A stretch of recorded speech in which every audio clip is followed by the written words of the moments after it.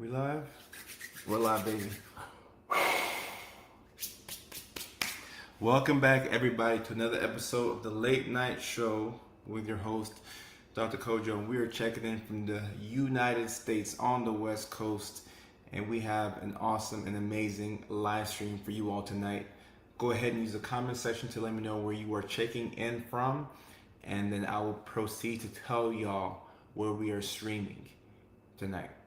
Tonight we're streaming on Facebook, LinkedIn, both of my YouTube pages, Twitch, briefly about the topic, and then about my upcoming comedy shows. The topic tonight is 7 Unhinged AuDHD hacks. So these are non-traditional hacks to make your life a little bit easier if you have autism and ADHD. All right. We have Elwood checking in from Chicago, Chi-Town, love in the house. Good to see you here tonight. We're talking about 7 Unhinged AuDHD hacks. As far as my comedy shows go, this weekend we have a big show in North Little Rock, Arkansas at the Nut House. So the team is coming from the West Coast. We're going to be at the Nut House Comedy Club in Little Rock, Arkansas. Little Rock, Arkansas. That's where we're going to be this weekend. So I'm looking forward to it. Flights are booked, reservations are made, and John is going to be there at the show. And John, I cannot wait until Saturday night as well. I haven't been to Arkansas in well over a decade, so I'm excited to return to Little Rock, Arkansas. We're going to have fun. We're going to be at the Nut House Comedy Club, and that's going to be this Saturday night, August the 8th, 7:30 p.m. Central Time. So if you are in the Arkansas area, or Little Rock, anywhere close to it, even if you're in Memphis, drive on over. We're gonna have an outstanding show. So that's after the comedy shows. After the Little Rock show, we have a show in Baton Rouge, Louisiana on the 14th of August. Then on the 16th of August, we have a show in Huntsville, Alabama. The next month, we're gonna be in Detroit, Michigan, September 11th. Then September 17th, we're gonna be in Phoenix, Arizona. September 23rd, we're gonna be in Cleveland, Ohio. The 24th, we're gonna be in Columbus, Ohio. The 30th will be in Virginia Beach, Virginia. The 1st of October will be in Richmond, Virginia. The 3rd of December, we will be in San Diego, California. October 18th, we will be in Seattle, Washington, and that link should be coming soon. So we have love from OC, Orange County, I'm assuming. Love from Wisconsin. I hope I come to Wisconsin eventually. I came to Chicago a month ago, or 2 months ago. Dang, wow, time is flying by. I was in Chicago June 18th, so that's about a month and a half ago, almost 2 months, wow. We have love from Serbia. Mutoid, happy to see you, happy to see you. John, thank you for getting your tickets. You are in for an amazing show this Saturday night in Little Rock, Arkansas. So I'm excited to see y'all, and I can't wait. Cannot wait, John. Thank you for your support. Thank you for buying tickets. Truly appreciate you. Orange County, okay, awesome. Orange County, my Orange County people are in the house. Somebody named Indy is checking in from Phoenix on TikTok. Chloe says, can't wait for the 11th of September in Detroit, Michigan. So it looks like Chloe will come to the Detroit show. Mayor Robertson is checking in from Idaho. Ponder says, love you, your videos made me understand myself. You're the best. I appreciate that. I aim to be as good as I can be. And I appreciate you all's attention. Thank you, thank you, thank you, thank you very much. Love from Hong Kong. Okay, so we have an international audience. People checking in from all over the world to hear about these 7 Unhinged AuDHD hacks. Nicole on TikTok says, therapist here, love everything you're talking about, love your videos. Nicole, thank you so much. I appreciate that. I appreciate that. VIP, okay. We're in there Saturday night. VIP. VIP. Guys, tonight, can y'all hear my dog slurping that water? Why is she so loud? Tonight, we're talking about 7 Unhinged AuDHD hacks. If you have autism and or ADHD, or if you can relate to the neurodivergent experience in any shape or form or fashion, this live stream will be helpful for you. So for example, we have Jaden who has autism, ADHD, and they're checking in from London, England. So for people like Jaden on TikTok, this live stream hopefully will make some sense for you. Dang, Zo. Yo, hungry? Yeah. All right, where's my list? Okay, here we have my list of the 7 unhinged AuDHD hacks. All right. We will go ahead and get right on into it. All right. Number 1. By the way, these are all things that I do. Okay. So these are all hacks that I use in my life. And it makes life a little easier for me. Life is still, life will life at times, and you'll still have the hard days. So these are not any quick fix at all. These aren't quick fixes. These are just to make life a little bit easier. All right. So if the shoe fits, then these can help you out. It'll be helpful to get these, implemented into your life. Katie says, I miss you in Beverly. I live right near there. Katie, the show in Beverly, Massachusetts was so good, Katie. So I hate to say that you missed a great show, but you missed a great show. I would love to come back to Beverly, Massachusetts again on the next tour. I had a great time last week, or a week and a half ago, Sunday night. That was a good time. Good time. So shout out to the people in Beverly, Massachusetts and the greater Boston area. An amazing show. You missed a heck of a show, but we will have many more shows. No worries. All right. 7 unhinged AuDHD hacks. And David, I appreciate this. Thank you so much. I appreciate that. The love from this community means a lot to me. Thank you so much. Thank you so much. All right. Let's get to my hacks. Buying things in multiple. Let me rewrite that because I want it to be a bit more precise. Buying things in multiples. There we go. I just put buying in multiples. Buying things in multiples. All right. So this right here is a hack that we should be using if we are neurodivergent. Buying things in multiples. What am I talking about? I'm talking about buying the same thing buying the same thing over and over in multiples at the same time.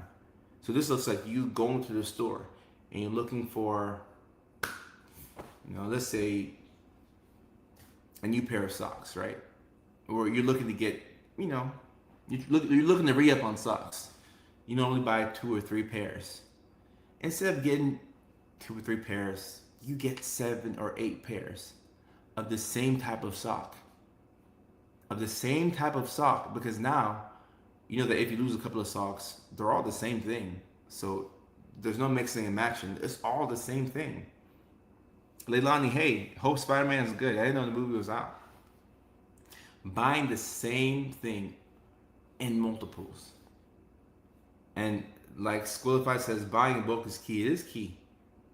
It's key. If I have all white socks and they're all the same brand and they're all the same length, then I don't have to spend time figuring out, does this sock go with this sock?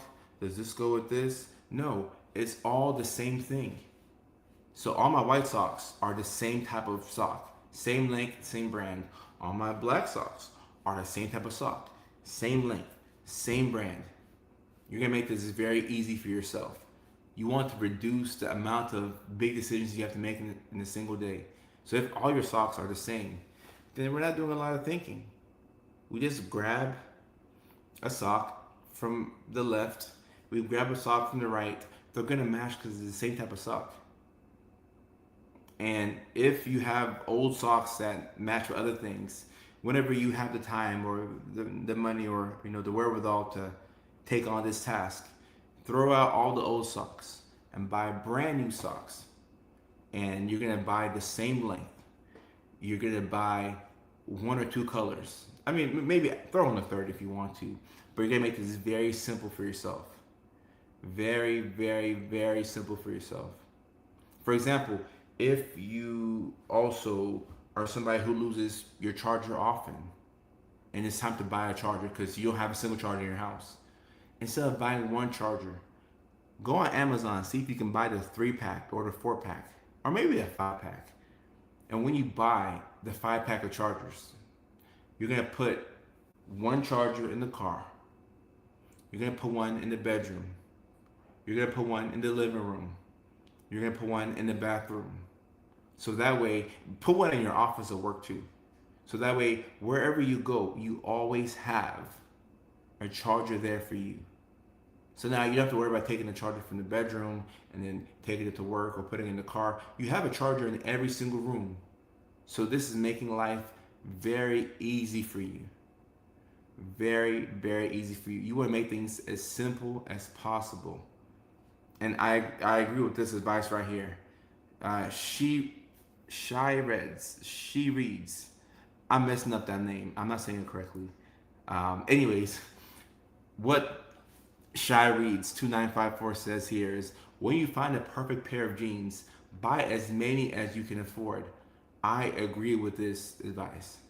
Oh, She Reads. Okay, She Reads. Buy as many as you can afford. Because it's hard to find a good pair of jeans. It is really hard to find a good quality jean. Would you say one pair of jeans, would you call that a jean? No, I think one is still jeans. The English language is difficult. One pair of jeans is still jeans. It's not jean. Okay, all right. Doesn't matter. But you get the point. When you find a perfect pair of jeans, buy as many as you can afford. Jean. Somebody said Geni. Is Geni the plural? Is Geni the plural? You have jeans and you have Geni. That's funny. Not jean, but socks for sure, especially when it comes to laundry. Right, you can simplify the whole laundry process by buying the same. Buy the same jeans, buy the same socks. Buy multiple chargers. If you're somebody who goes to Costco and it's time to shop for cereal, get like 6, 7, as many as you can afford. As many as you can afford, so that way you don't have to keep going back to the grocery store. Because that's going to take time and effort and energy. And of course, money. But you want to make things as simple as possible. Leandro says, yes, because my phone's been going dead lately. I need to put one all over. Yes, you need to have a charger everywhere. I got a charger right here attached to the iMac. I got another one attached to the PlayStation 5. I have another one in the car. I have like 3 in my suitcase.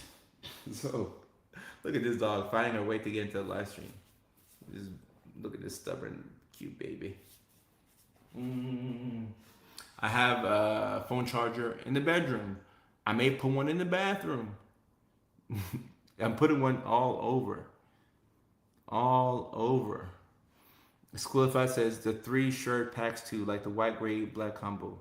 Right. And I used to love getting white tees. And I still do love going to Walmart and getting a pack of white tees. There's nothing like a fresh pack of white t-shirts. I buy like 7 or 8 at a time. Not 7 or 8 packs, but like, the little 2 or 3 packs. I buy 2 or 3 of them. And a fresh white tee, ain't nothing like it. Ain't nothing like a fresh white tee. A jean sounds wrong, even if technically correct, but plural nouns exist. Pants. Got it. Yeah, because a jean would be like 1/2 of the jean. Okay.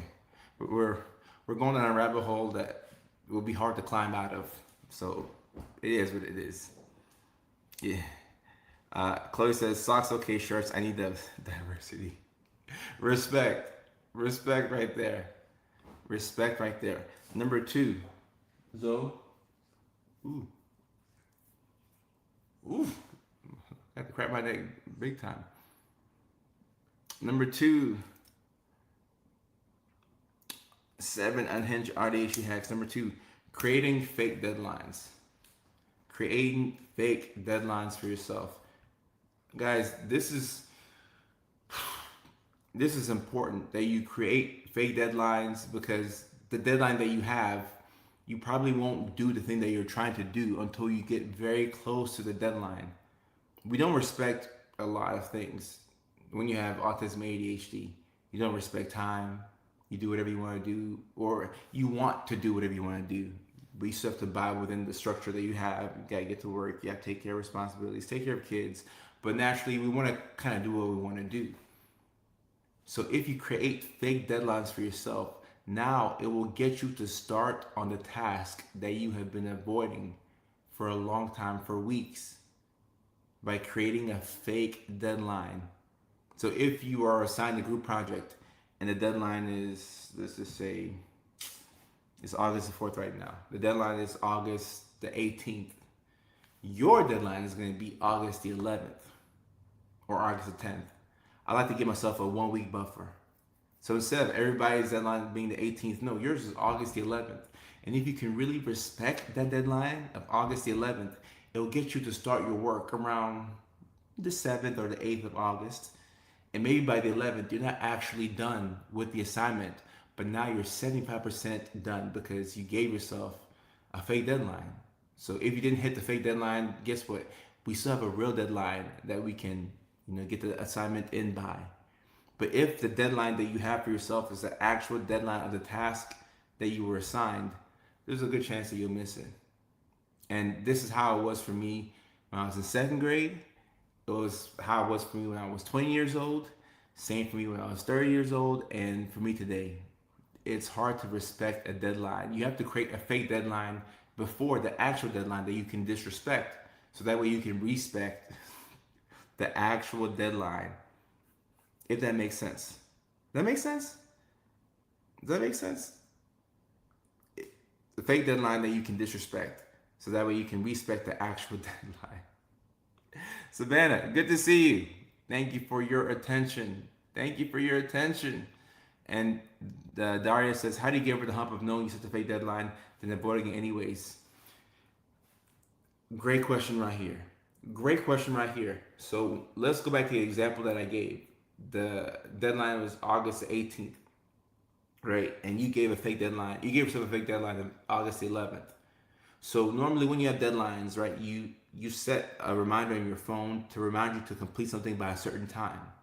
So wherever you're gonna remind yourself about this deadline, you're gonna put the fake deadline in place of the real deadline. So you don't put August the 18th as the real deadline, then August the 11th as the fake deadline. You just have one deadline, and the one deadline is a fake one, but you're not gonna call it a fake deadline.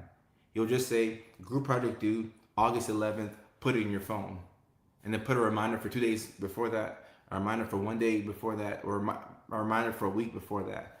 But you're not gonna acknowledge the fake. You're not gonna acknowledge the real deadline at all. You give yourself one deadline, and that deadline is the fake one. So that way, when you're going through the motions and you're looking at your phone, you can't tell if the deadline is fake or real. You don't know that. Sometimes I've tricked myself so well to the point where I hustled to get something done, and the actual deadline wasn't for weeks after. I said, okay, all right, I'm not gonna do anything until I can finish this one assignment right now because the deadline is on Saturday, and the actual deadline was maybe 3 Saturdays from then. But I forgot that I had given myself a fake deadline. So once you forget that you gave yourself a fake deadline, you're gonna respect the only deadline that's in your phone. So it's a clever hack, but you all being so smart, there are ways to bypass this hack. And if you tell yourself, oh, it's a fake deadline, then you're not gonna do your work anyways. So you can't operate as if it's a fake deadline. Just operate as if it's the real deal, and just go off of that. And you could also set another fake deadline and rinse and repeat as much as necessary. You could do that too. But I tell myself that the deadline that I have is the deadline that I have. And I try my best to forget the actual deadline. But if you need multiple fake deadlines, nothing wrong with that. And Jojo says, makes total sense. Chloe says, my clocks are 7 minutes fast too. And Possibility says, my clocks are 10 minutes fast. My clock is about the same. My alarm clock is about the same. It's ahead of time. And a hack that I got from somebody on a previous live stream was when you wake up in the morning, wherever you have to get to, put that destination into your phone, this GPS, the moment you wake up, so that way you can see what time you would get there, because it makes time real for you. So I really like that hack. You wake up, you have to be at the gym in the morning before work. All right, cool. Wake up the moment you put your feet on the ground, put the address to the gym in the phone, and then you can actually see, okay, it says I'll get there at 7:48. I'll get there at 8:03. I'll get there at 8:30. You can actually see the time. You have to make it real for yourself, or else it ain't gonna work. It ain't gonna work. Number 3 is virtual body doubling. Virtual body doubling. Virtual body doubling. So what is this? This is using somebody else to keep you accountable. And my favorite way to do this is by getting on FaceTime and working alongside somebody who is also trying to accomplish something on FaceTime.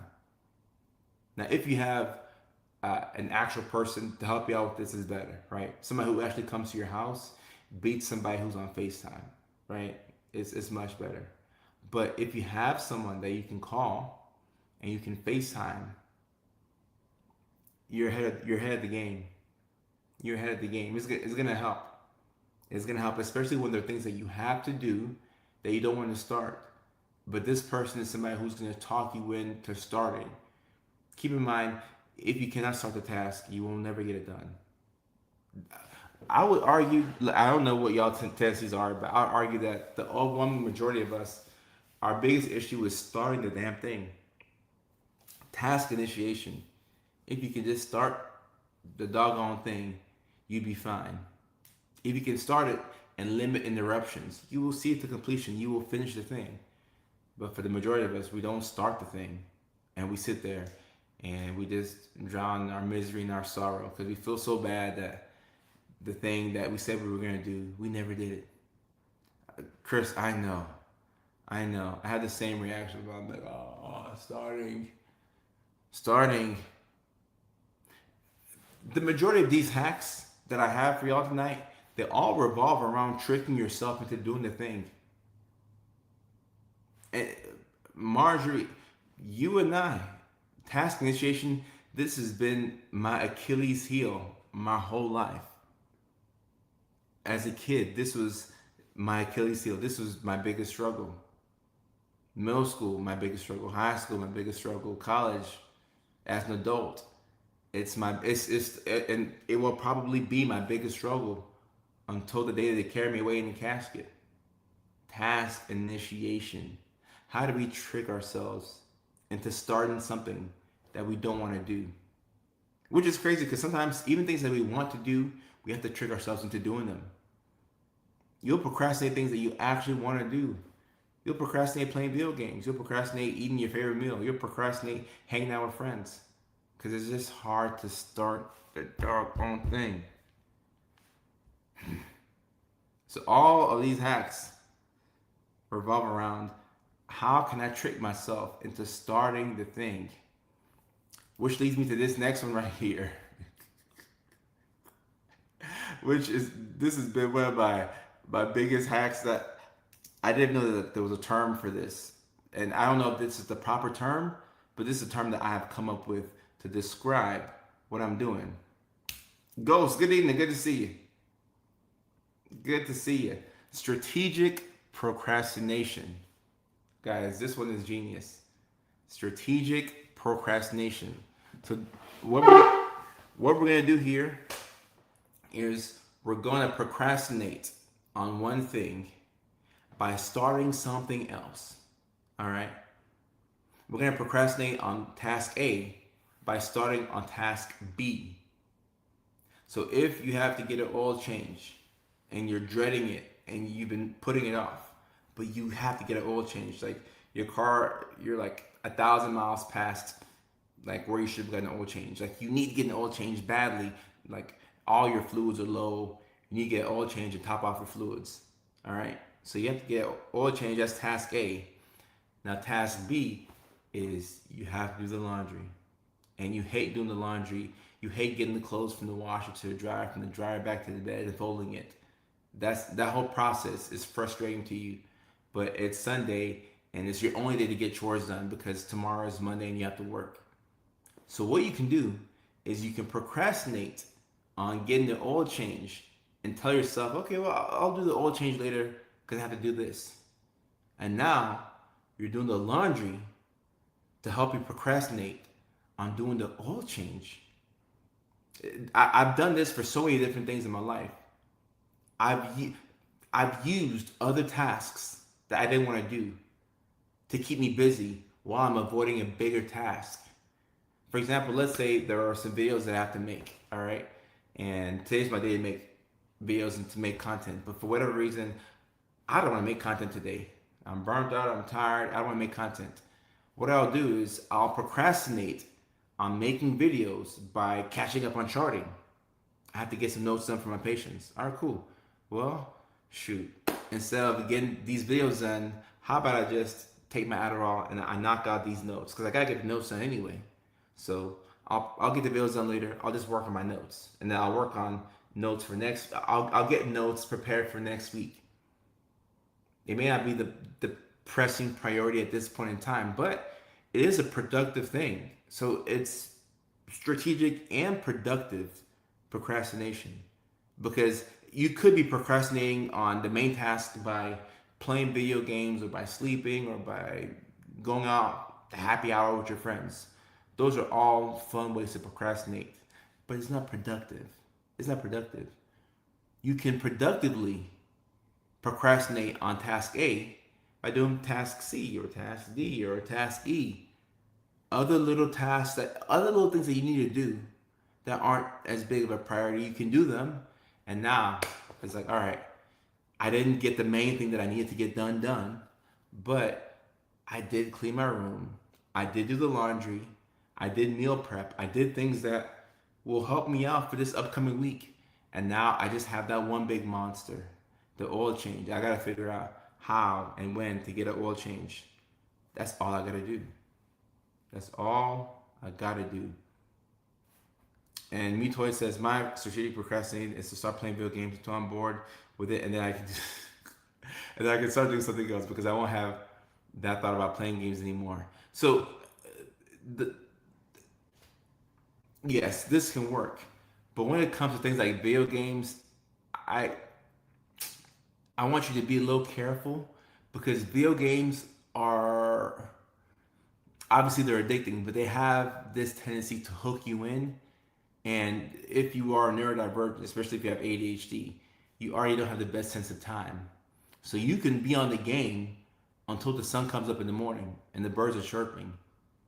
You can hop on the game at what, 7:22 West Coast time, 10:22 on the East Coast.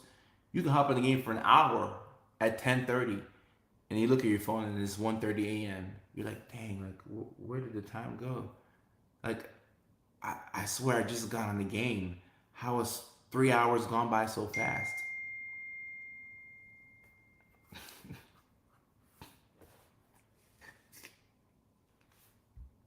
So be careful with video games. Be careful with video games. Be very, very careful with video games.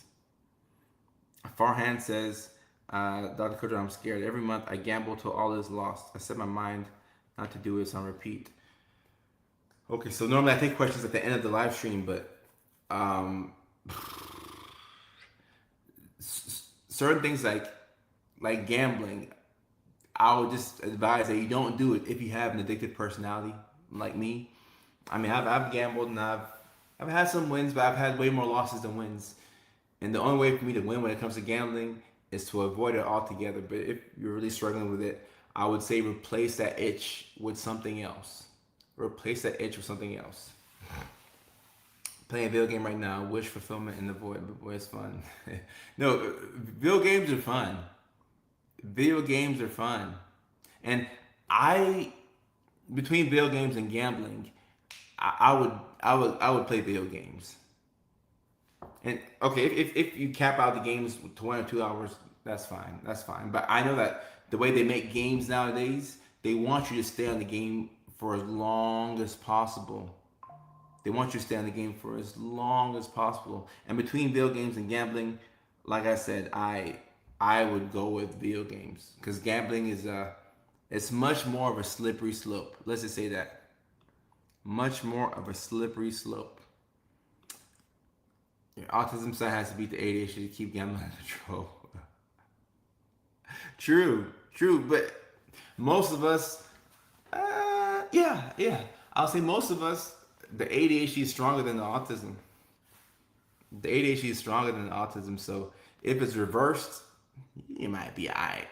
Otherwise, be careful. Q Flowers, how you doing? Q from Augusta, good to see you, man.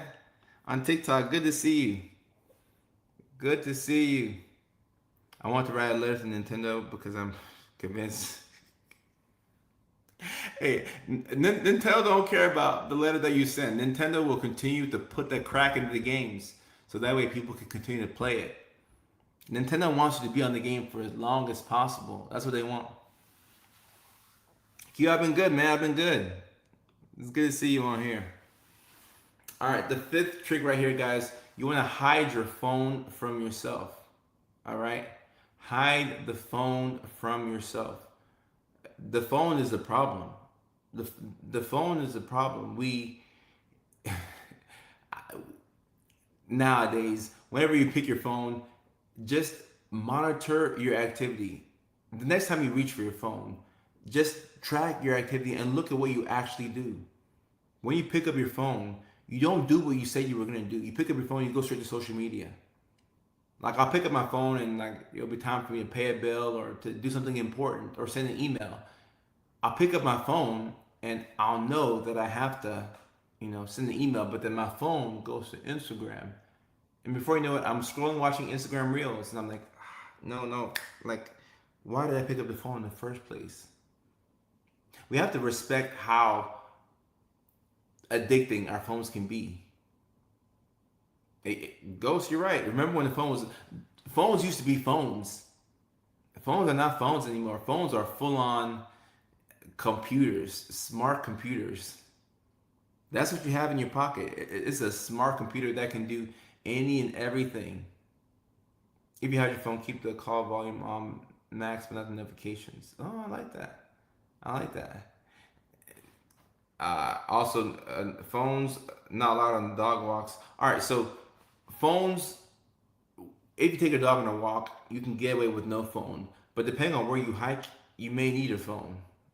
I'm not hiking without my phone. Well, actually, you know what? I have an Apple Watch.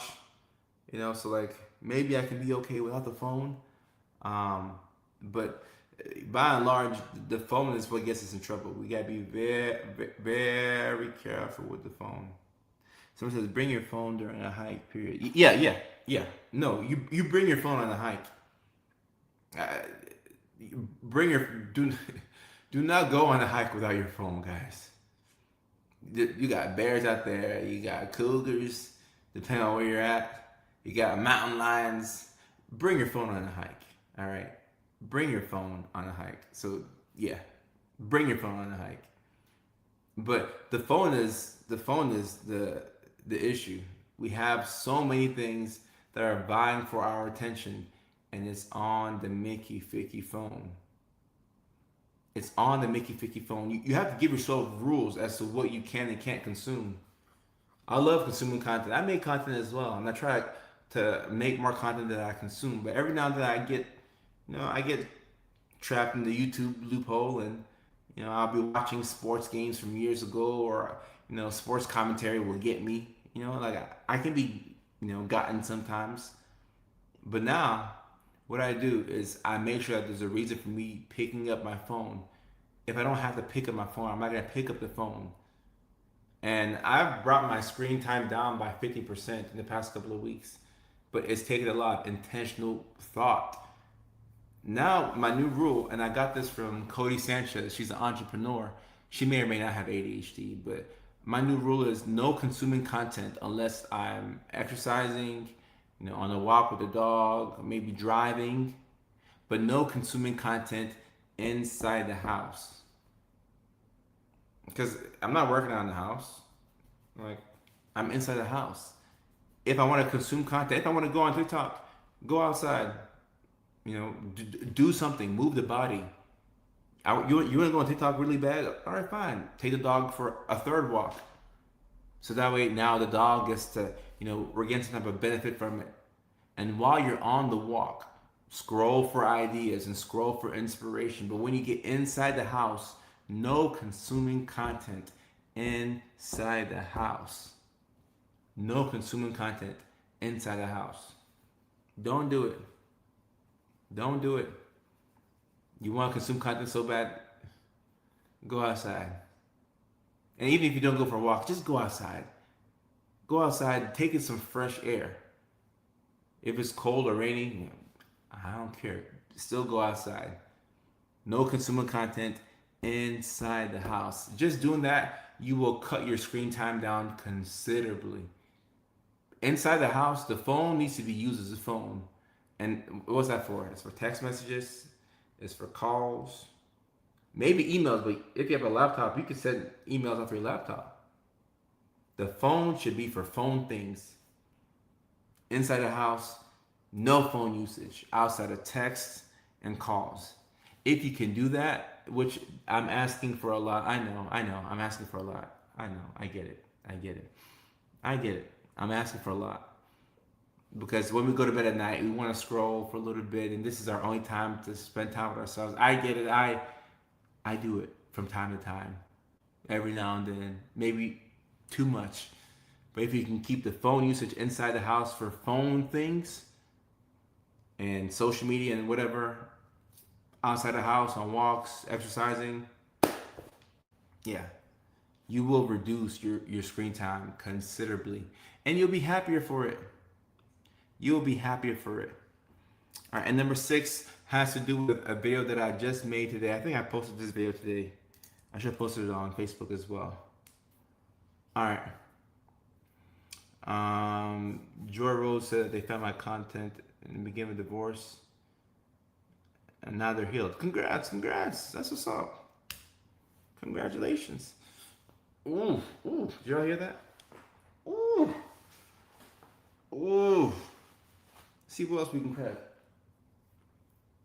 Ooh. Look at that. Cracking my bones. Number 6, productive spite. Productive spite. All right. This is going to help you get some things done. All right.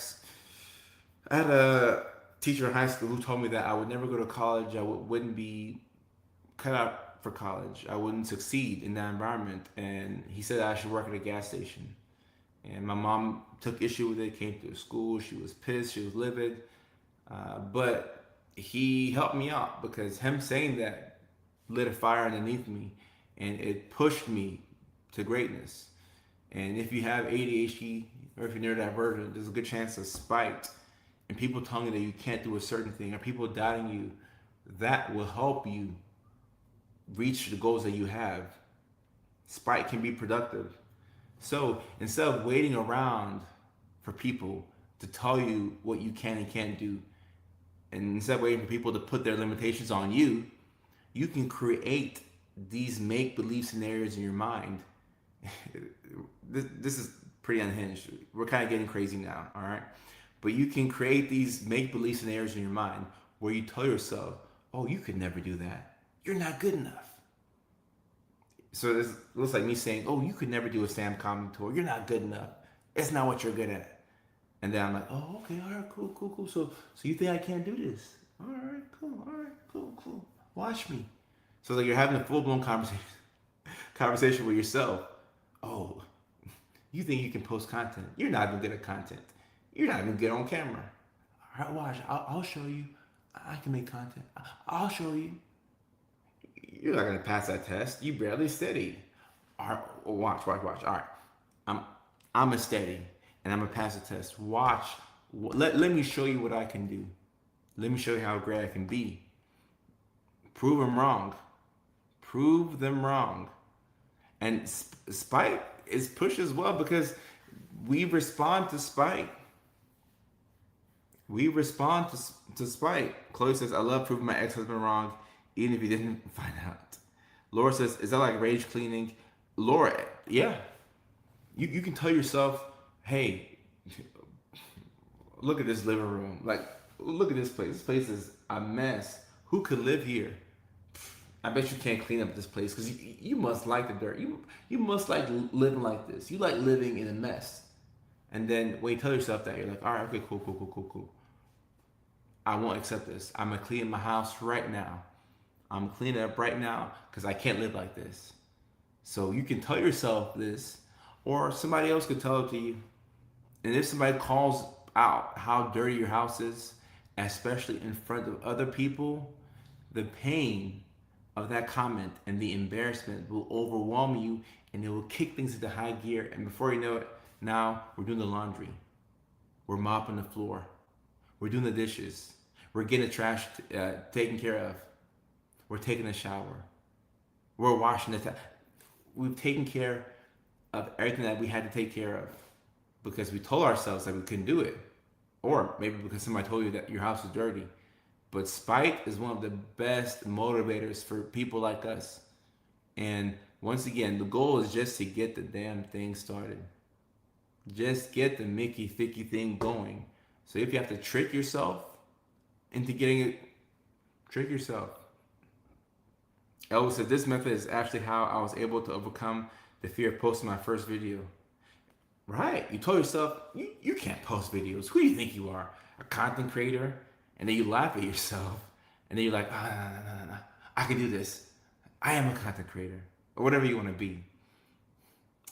Even unintentional spite. My sister and I have always told people not to tell us something is impossible because whether or not we try, we find a way. You'll be amazed what you can do when you try. When you do.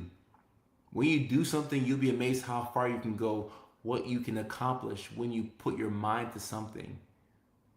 When you stretch yourself, when you push yourself to the brink of burnout and damn near insanity, you realize that you can do a lot. Now, do we have to stretch ourselves out all the time? No, we don't have to. But if you push yourself, you'll be shocked how much you can get done. You'll be really shocked. You're like, oh wow, I did not know I could do this. I could do this. This is a healthy version of productive spite. The hardest I ever hit the gym was cement heartbreak. Right. Especially if you're coming off of a bad heartbreak. Oh yeah. Now you're in the gym every morning without fail at 6 a.m. You slept 8 hours. You're taking your pre-workout. You're make sure you're hitting your protein goals. Like you're thinking about that heartbreak over and over. The unhealthy version is basically Andrew Tate's script, but takes many forms. And people like Andrew Tate.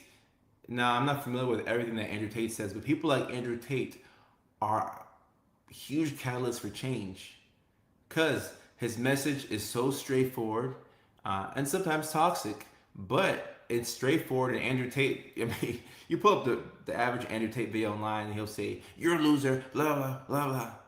You're like, damn, like, I'm a loser? What? I'm getting high and I quit my job to play video games, just get high and, all right, okay, you know what? All right, like let me go give me like a job. Let me fix my life up. I can't be no loser. So, people who have ADHD probably will respond well to advice like that. Now within reason, because that type of advice and content can go overboard. But somebody letting you know what you can't do and telling you how bad you are, oh, now you have to prove them wrong. And you can call David Goggins a healthy version or a healthier version potentially of Andrew Tate. I'm not exactly sure, but people like David Goggins,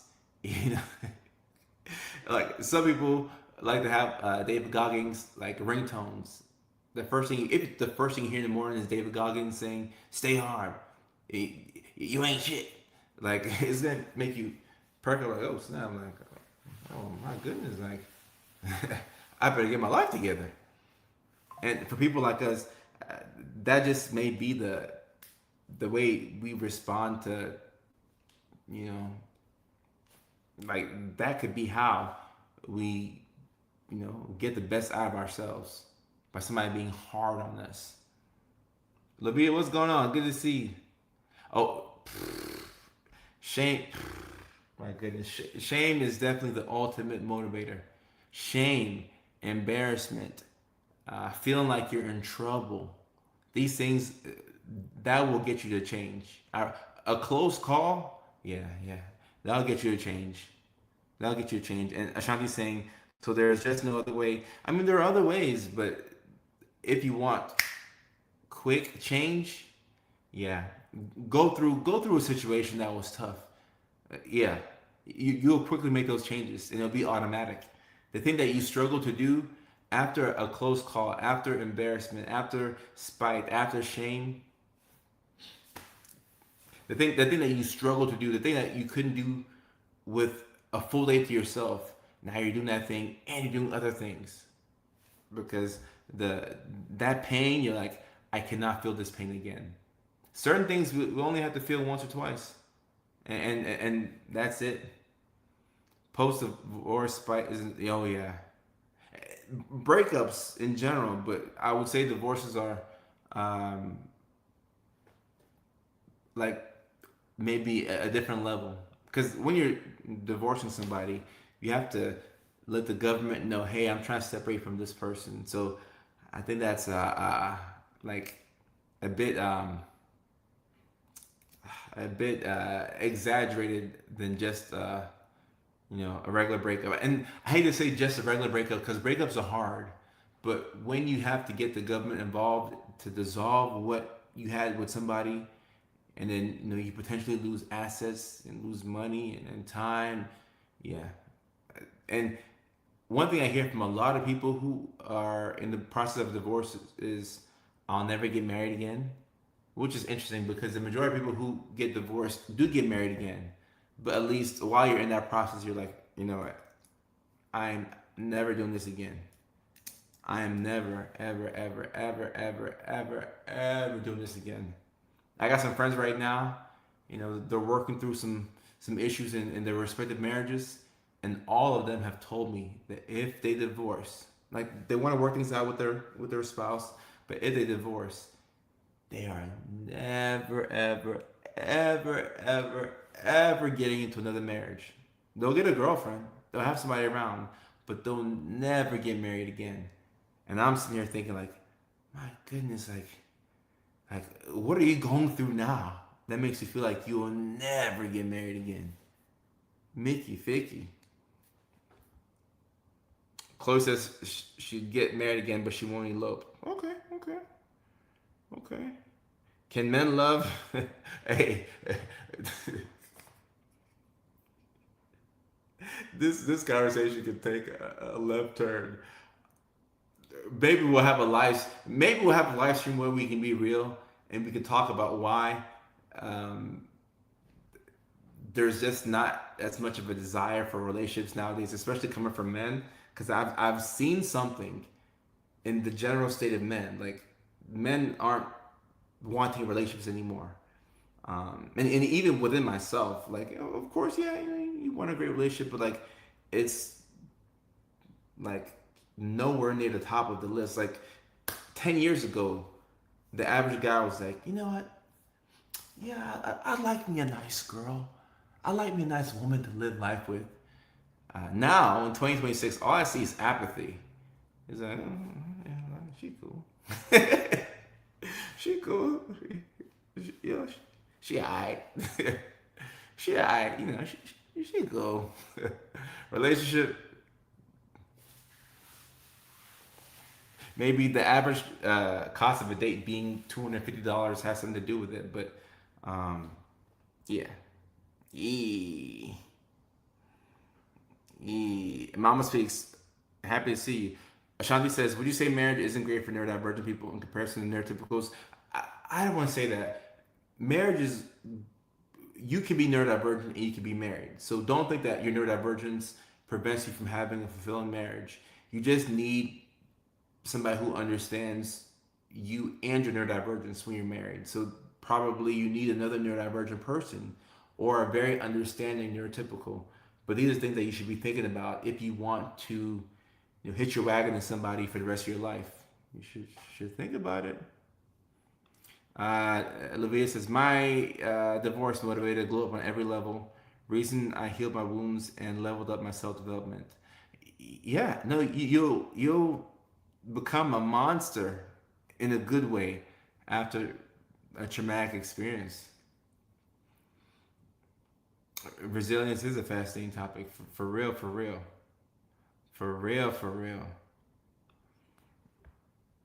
And but it's more difficult. Look, guys, I think marriage is difficult for anybody. Anything that requires you to live with somebody that you didn't know for the majority of your life, and all of a sudden you have to figure out how to coexist with another person.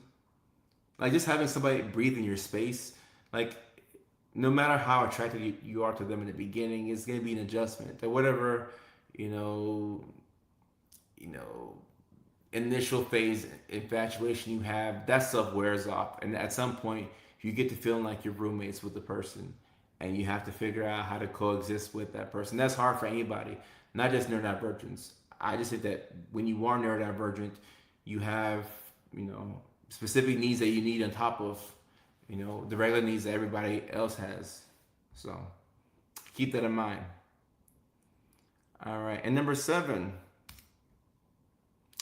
the don't sit down rule. Do not sit down rule. All right. So this is my rule. When you come home, this is specifically for people who leave the house for work or for school or for whatever. When you come home, you cannot sit down for as long as possible. And Julie, I have some thoughts about this. We'll get back to this. I have some thoughts about this. I have some more thoughts on relationships, but let me finish my last point. After you come home, do not sit down until you accomplish your main priorities. Do not sit down. Keep your shoes on or off if you want to, whatever. But do not sit down. You have to get the dog out for a walk. You come home. If anything, take a break in the car. Catch your breath in the car. Do what you gotta do. But the moment you come inside the house, do not sit down. Do not sit down. Don't do it. No ma'am, no ham, no turkey. Do not sit down. Do not sit down whatsoever. You're gonna get the trash out. You're gonna take the dog for a walk. Cool. You're gonna take a shower. Cool. You said you wanted to, you know, send a couple of emails out. Standing desks are a great investment for those of us who are neurodivergent. Get you a nice standing desk. Do not only sit down when you're ready to chill, because it's easier to get things done when you're in that mode as opposed to you sitting down and you get comfortable. Then you watch one episode of season 4, Ted Lasso, and you're laughing, you're having a great time. Now to change from this mode into the working mode is very difficult. Very, very, very difficult. Very difficult. So do not sit down. Joy says, if I sit down or nap, it's game over. Nothing else is going to get done. Then it becomes, I'll do it. Exactly. It's so easy to go from, I'm going to do that. I'll do that soon. To, I'll do it tomorrow. And then tomorrow becomes later and it never gets done. It never gets done. Oh, Ashanti's right. You can use a treadmill too, but for the most part, a standing desk, anything that will keep you standing after you come home. Be very careful with sitting down. I have a couch that's called the melatonin couch. There's no melatonin like physically in the couch, but that's the joke. That is called the melatonin couch. Cause you sit down on the couch, you start to get a little sleepy. You're like, oh, I'm tired. I'm tired. I'll just call it a night now. It's 7:30 or 7:48, and you still have a couple more things to do. Do not sit down. Do not sit down. Don't sit down. I'm proud of myself for meal prepping for the week. That is a big win. Big win. Lizzie says, that's my problem today. As soon as I got off for work, I sat on the couch. No one, knowing I had laundry to do and it was a wrap. I fell asleep on the couch. Yep. Like I told you, I fell asleep on the couch the time I woke up from the nap at 10 o'clock. It was too late to do laundry because I have to work early in the morning. See, this is how you get stuck. This is how you get jammed up. This is how you get jammed up. You come home from work, you're like, I'm just gonna sit on the couch for a little bit. Eat some noodles and just kind of relax. I deserve to relax. And you do deserve to relax. But when you sit down, and look, I know if you get home 5:30. This is to say 5:30. If you get home at 5:30 and you don't sit down until 8 o'clock, yes, that's unhinged. That meets the definition of unhinged hack, because you've been on your feet for 3 additional hours. The good thing about this is when you lay your head down to rest, you will actually be tired. And as long as you can stay off of your phone, you should go straight to bed, relatively speaking. You can scroll for a little bit, scroll for a little 15, 20. But for the most part, you should be tired. Take your sleep medications and go to bed. But you gotta be on your feet when you come home from work. Be on your feet when you come home from work. I delete my TikTok every week. But then you re-download it, don't you? You delete TikTok, you got YouTube Shorts. You delete YouTube Shorts, you got Instagram Reels. You delete IG Reels, you got Facebook Reels. You delete all those, they have videos now on LinkedIn. You delete that, they got Snapchat. One way or another, like it's everywhere. Elwood says, this is why I don't own a bed anymore. Got so bad about 6 years back, I wouldn't leave it. Okay, so if you don't own a bed, then what do? I'm a little massive L-shaped couch. Okay. All right. Now, I'm not telling y'all to get rid of your beds now, but a massive L shape. Okay. As long as as long as you feel comfortable with it, then okay. I have to like your videos and read my messages. Oh, on TikTok. Go says, need some smart pants to tell me the Goggins quote and overheat this. No, this is why we have work sitters or body doublers. Because I would do well if I had somebody to tell me, hey, like, get up, get up, get up, get up, get up, get up, get up, get up, get up, get up, get up. Or somebody to get me off of my phone at night and say, hey, get your ass to sleep. Get off the phone. Get your ass to sleep. Get your ass to sleep. And David Goggins is a motivational speaker who uses direct communication, let's just say that, to get people to do. Get up and get out. Get up and get out. Get up and get out. All right. Get up and get out.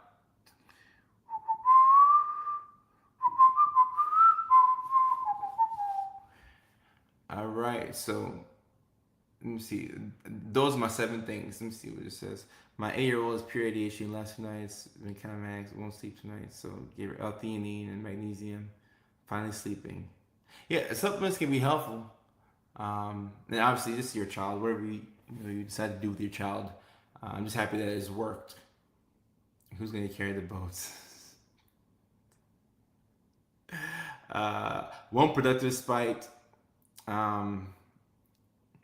Work with getting up from sitting or laying.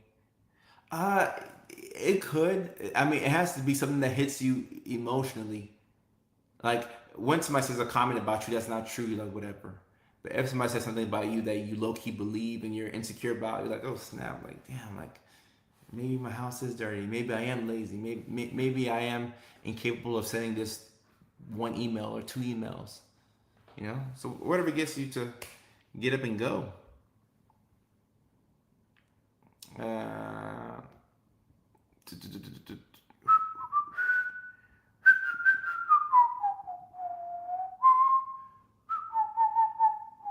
Black Forest Gump is nah. There's no such thing as a bad joke over here.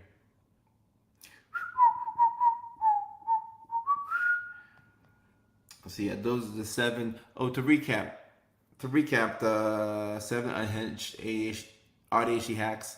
Number 1, buying things in multiples. Number 2, creating fake deadlines. Number 3, virtual body doubling. Number 4, strategic procrastination, which is procrastinating on one task by doing another task that you have to do. Number 5, hiding the phone away from yourself. All right. Number 6, productive spite, whether it's coming from somebody else or from you.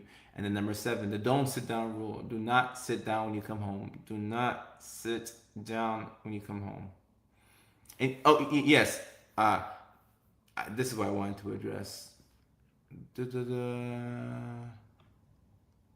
Not this comment, Stephanie, but another comment that essentially somebody said that they were um, Ghost. This is funny. I just caught this right here. This is funny right here. This is funny right here. Oh my goodness. We should get the government involved. Either way, somebody had a comment saying that they and their ex-husband were both neurodivergent and the relationship didn't work out. Guys, when it comes to neurodivergence and relationships, yes, does it make relationships harder? Yes, it's going to be harder for you. However, it's not impossible. You have to have somebody who is on the same team with you. You're going to need more grace. You know, you're going to need empathy. You're going to need somebody who's understanding. And likewise, you have to do the same for that person. But I think that a lot of us get into relationships without gauging how much capacity we have to deal with things. Because dealing with ourselves is hard. Just you putting up with you is difficult. Do you have the capacity, the wherewithal to put up with somebody else? And if you don't, it's just best to, just kind of lean back for now. And then when you have the capacity, then put yourself out there. But yes, it's gonna be a job. It's gonna be like you better make sure you're getting what you want out of the relationship, and it just can't be like sex or companionship. No, like you need a lot more than that because you're, attaching yourself to somebody else, and you can't just date parts of people. You get the whole package. You get the whole package. That's another communication struggles. Yeah, a lot of times the communication struggles come up. And look, I haven't even talked about kids, but yeah, if you add kids to the mix, oh yeah, it becomes that much harder. I'm this way too. Like when my mood is funky, I kind of stay away from people, which I would say is a fairly good thing to do. Now, you don't have to isolate all the way, but when my mood's funky, I do kind of stay away from people because I don't want to spread negative energy. Um, so yeah.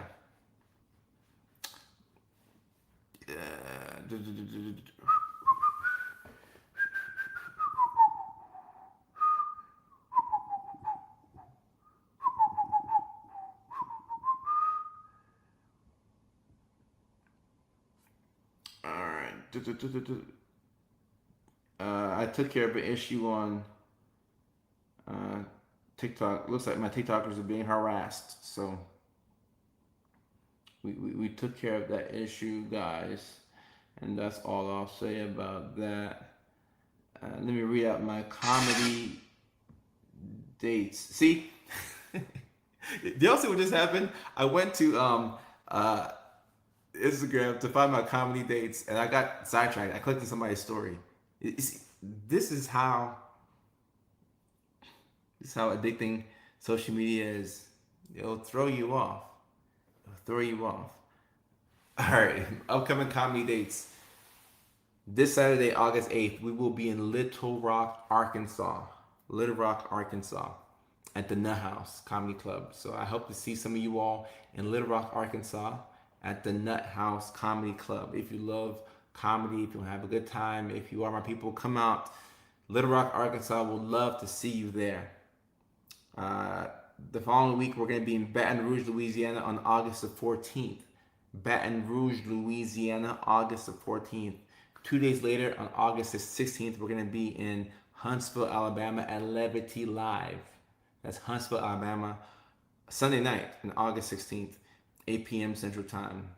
Then a month from then, or 3 weeks from then specifically, we're going to be in Detroit, Michigan at the Comedy Bar. September 11th, it's going to be a Friday night. Friday nighter is going to be a good time. I cannot wait to see y'all in Detroit, Michigan on September 11th. So that's going to be a very, very special day.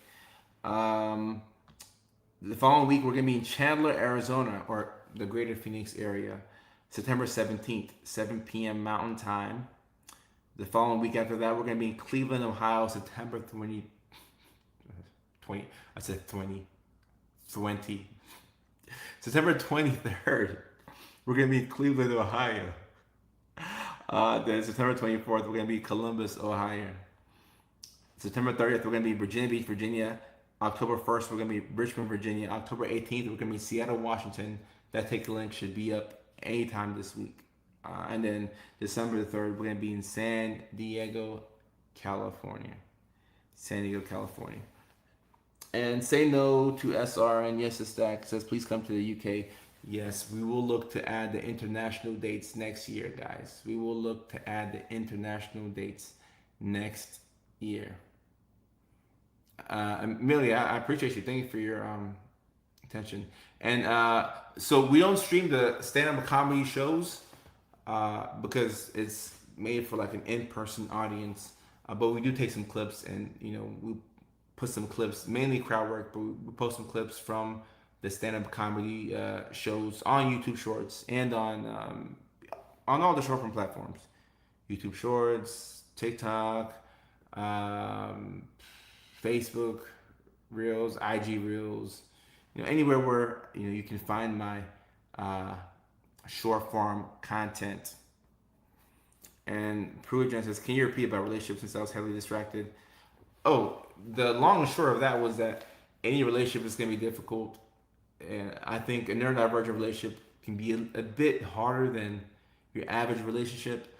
But then again, there are people out there who are dating and they're undiagnosed neurodivergent and they have no idea, and they're doing the best to make it work. So dating regardless is going to be difficult. But you want to make sure that you have the capacity to help out the other person. And I think my last point on dating, I think we should quit faster. Like when it's not a good fit, and you feel like y'all aren't compatible, but you're just trying your best to make it not fail. No, we should quit faster.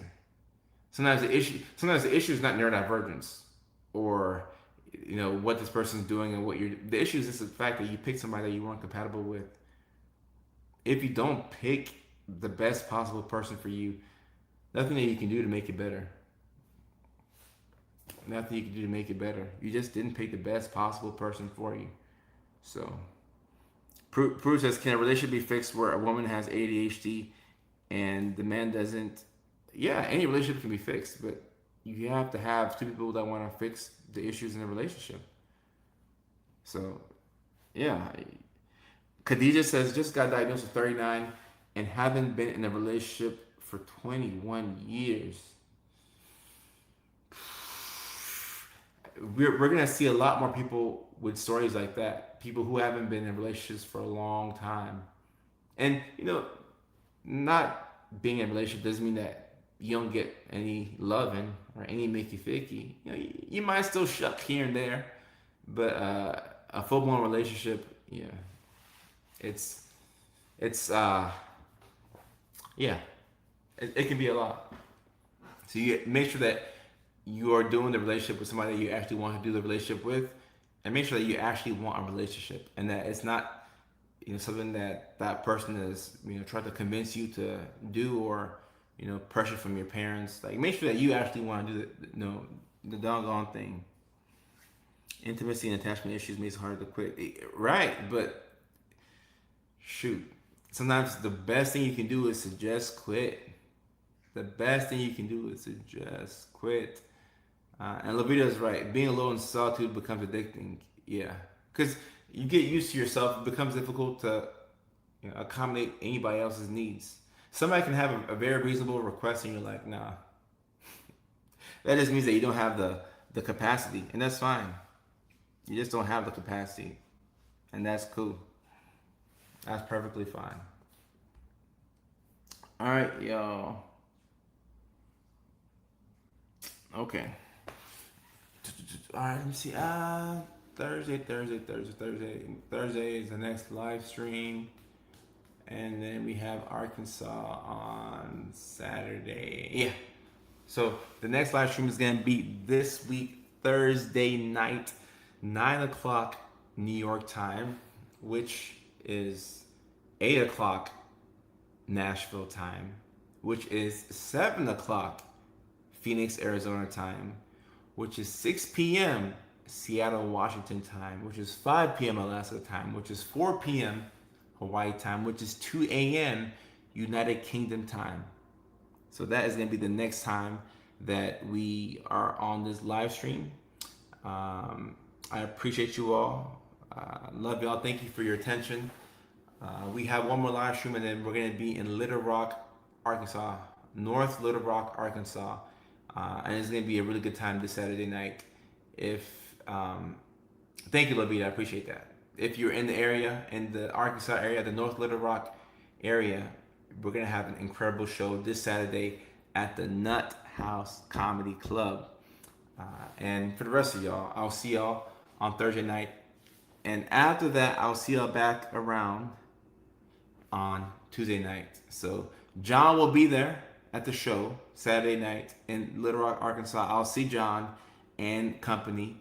And I hope to see the rest of y'all on the live stream on Thursday. And if you live in Arkansas, I would love to see y'all as well at the show.